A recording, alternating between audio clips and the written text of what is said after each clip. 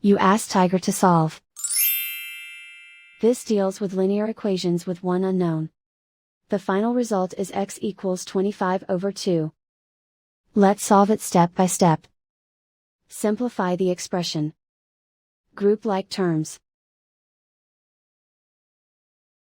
Simplify the arithmetic. Group all constants on the right side of the equation.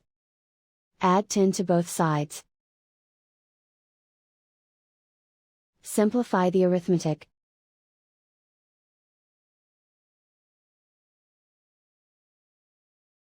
Isolate the x. Divide both sides by 8. Simplify the fraction. Find the greatest common factor of the numerator and denominator. Factor out and cancel the greatest common factor. And so the final result is x equals 25/2.